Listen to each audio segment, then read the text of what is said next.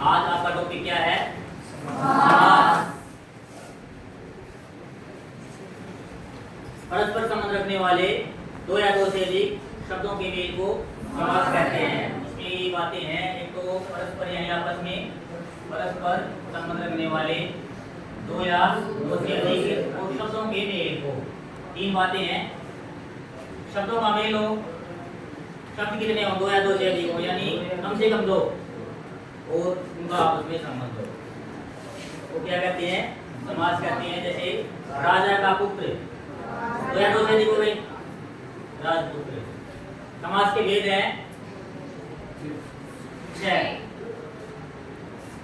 अव्ययीभाव समास, ये आपको लिखना आना चाहिए, कई बार गलती कर देते हैं, 2 बार ये का प्रयोग हुआ है। इसके बाद है तत्पुरुष समास, कर्मधारय समास, बहुव्रीहि समास, द्वंद्व समास, द्विगु समास। अव्ययीभाव समास, जिस समास में पहला पद प्रधान हो, जैसे यथाशक्ति, शक्ति के अनुसार, यथामति, मति के अनुसार, यथाविधि, विधि के अनुसार। दूसरा है आपका तत्पुरुष समास, इस समास में दूसरा पद प्रधान हो।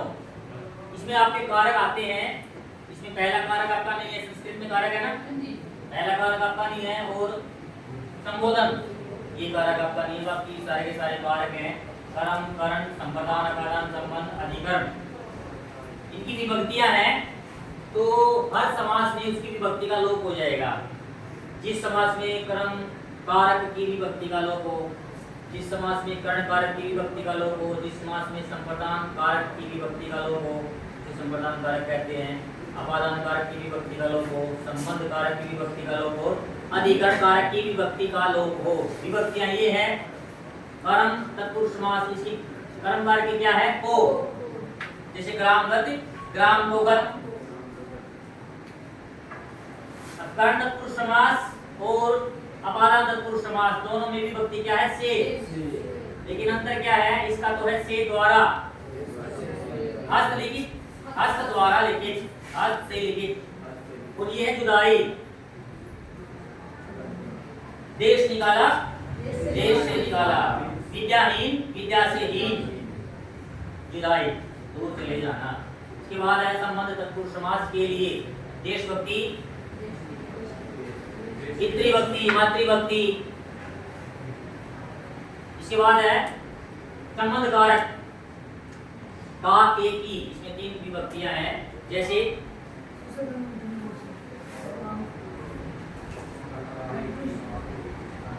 संबंध कारक तत्पुरुष। उदाहरण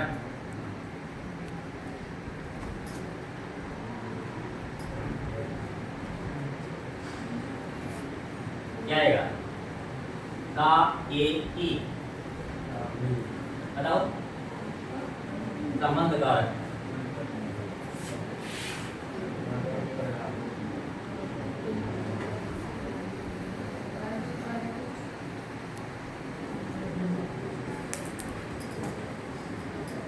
और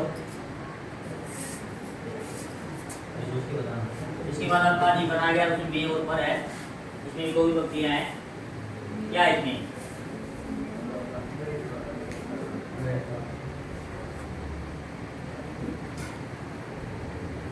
दिमाग को सेट करना पड़ता है। वनवास, वन्यवास, घुड़सवार, घोड़े पर सवार, पता नहीं कहाँ दिमाग लगा जाता है। उसके बाद आ जाता है आपका कर्मधारय समास, जिस समास में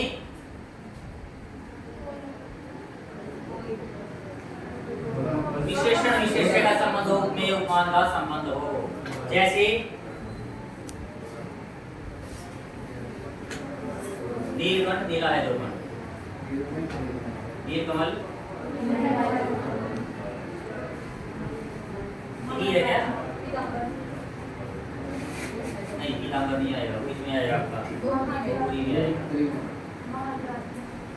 महान राजा, महाराजा, महान है जो राजा।